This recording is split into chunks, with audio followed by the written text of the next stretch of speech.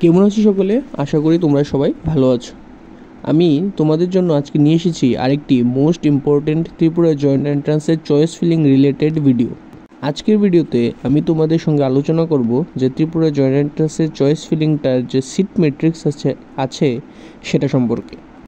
গতকালকে Tripura joint এন্ট্রান্সে notification দিয়ে দিয়েছে যে তারা নেক্সট 5th of August থেকে তারা চয়েস ফিলিং শুরু করতে যাচ্ছে এবং সেটা 8 অগস্ট 2024 পর্যন্ত চলবে। মিনস নেক্সট মানডে থেকে তোমাদের চয়েস ফিলিং শুরু হতে যাচ্ছে। অনেক দিন অপেক্ষার পর সেটা তোমাদের এসেছে ফাইনালি। আশা করি তোমরা এখন অনেকেই তোমরা শান্তি পাচ্ছ যে ফাইনালি শুরু হতে যাচ্ছে। এটা স্বাভাবিক, কারণ এটা অগস্টে অনেক কলেজ শুরু হয়ে গেছে আর সেটা তোমরা এখনও অ্যাডমিশন নেওনি, সেটা একটা চিন্তার বিষয় ছিল। যেহেতু এখন শুরু হয়ে গেছে তাহলে এখন টেনশন নেবে না। আর সিট ম্যাট্রিক্সটা ডিসকাস করবো, কিন্তু তার আগে তোমরা নিশ্চয়ই লাইক, শেয়ার এবং সাবস্ক্রাইব করে দেবে চ্যানেলটাকে। এখন দেখি যে সিট ম্যাট্রিক্সটাতে কী দেওয়া আছে। সিট ম্যাট্রিক্সের যে পিডিএফটা সেটা ওয়েবসাইটে তোমরা পেয়ে যাবে। সেই পিডিএফটা খোলার পর তোমরা দেখবে যে সেখানে লেখা থাকবে এডুকেশনাল নোটিফিকেশান, এবং সেটাতে থাকবে যে তোমাদের সেটা যে আমি বলেছি 5 অগস্ট থেকে তোমাদের শুরু হবে, বিকাল 3:30 থেকে 8 অগস্ট পর্যন্ত চলবে। আর সঙ্গে একাডেমিক সেশন 2024-25 আছে। আর এটা ত্রিপুরা জয়েন্ট এন্ট্রান্স বোর্ডে যেটা আছে সেটা পিসিবি গ্রুপ ক্যাটাগরিলে সেটা 2টা টেবিলে ভাগ করা আছে, ঠিক আছে, তোমরা দেখে নেবে। আর সঙ্গে পিসিএম গ্রুপ আছে।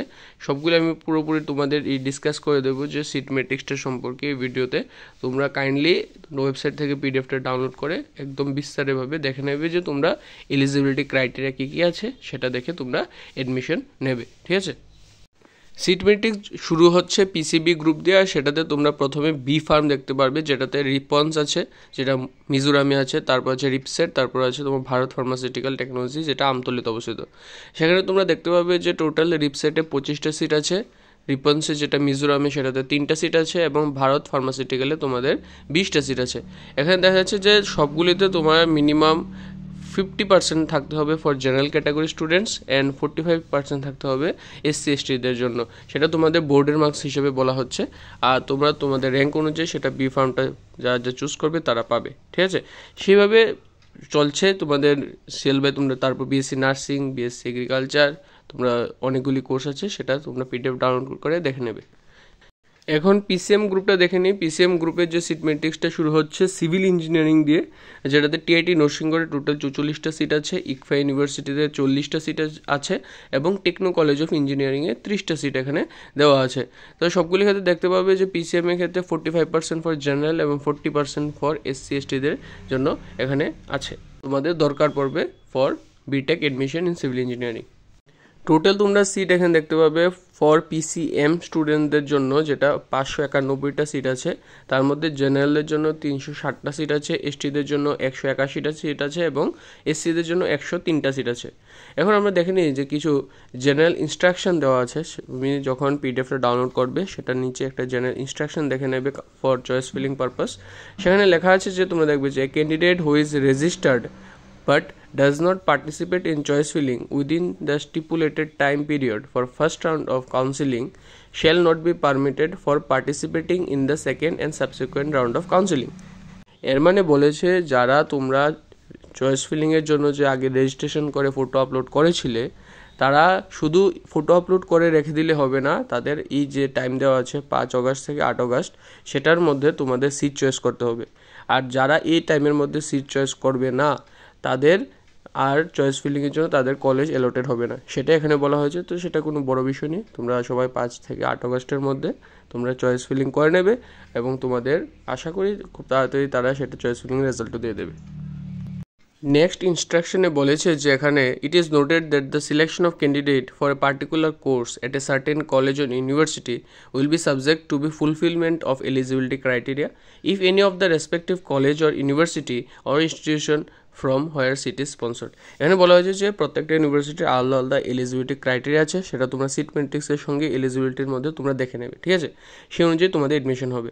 তারপর বলা হয়েছে there will be no wait list, ঠিক আছে। কোনো ওয়েটিং লিস্ট থাকবে না যে ফার্স্ট রাউন্ডের পরে যে যারা পাওনি তাদের জন্য ওয়েটিং লিস্ট, সেটা কোনো বিষয় নেই, সেটা থাকবে না।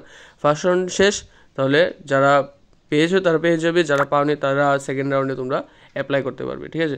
এখন বলা হয়েছে কি a candidate who opted seat during first round of counselling but subsequently intended for surrendering the seat shall have to apply to the respective sponsoring department for surrendering the seat within 7 days, positively excluding the date of allotment of the seat.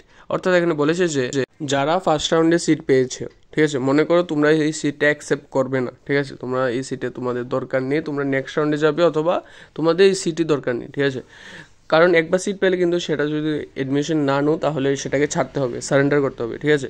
এখন কি করবে, যদি মনে করো তোমাদের সেটা পছন্দ হয়নি, তোমরা 7 দিন সময় দিয়েছে, ওই ডিপার্টমেন্টে গিয়ে মনে করো তোমাদের কি তোমাদের এগ্রিকালচারের জন্য হয়েছে, অথবা তোমরা যে এক্সাম্পল আমি বলছি তোমাদের যে ভেটেরিনারিতে হয়েছে, ভেটেরিনারিতে হওয়ার পরে তোমরা যে ARDD আছে, ঠিক আছে, অ্যানিম্যাল রিসোর্স ডিপার্টমেন্ট যেটা আছে ত্রিপুরার আগরতলাতে অবস্থিত, সেটাতে গিয়ে তোমরা বলবে যে তোমরা সেটা সিট তোমাদের দরকার নেই, সেটা তোমরা ছেড়ে দিতে চাও, ঠিক আছে। কতদিনের মধ্যে যেতে হবে তোমাদের? 7 দিনের মধ্যে যেতে হবে, কিন্তু মনে রাখবে যে লাস্ট ডেট আছে সেটাতে যাবে না, লাস্ট ডেটের আগে যাওয়ার চেষ্টা করবে।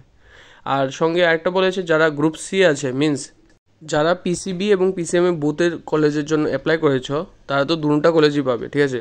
মনে করো আগে এখানে দেওয়া আছে যে পিসিবি আগে অ্যালটমেন্ট এসেছে, এখন পিসিবি অ্যালটমেন্ট আসার পর মনে করলো যে তোমার পিসিবিটা যেটা তোমার ভালো লাগেনি, ঠিক আছে, তাহলে তোমার কি করবে যে পিসিবিটাকে তোমার সারেন্ডার করতে হবে ফর পিসিএম কাউন্সিলিংয়ে যাওয়ার জন্য। সেটা তোমাদের খুব কম সময় দেওয়া হয়েছে, মাত্র 2 দিন সারেন্ডার করার জন্য। যদি 2 দিনের মধ্যে সারেন্ডার না করো তাহলে কিন্তু তোমার পিসিএম এর মধ্যে তোমার নাম আসবে না, অথবা তোমরা পিসিএম দিয়ে অ্যাডমিশন নিতে পারবে না, ঠিক আছে।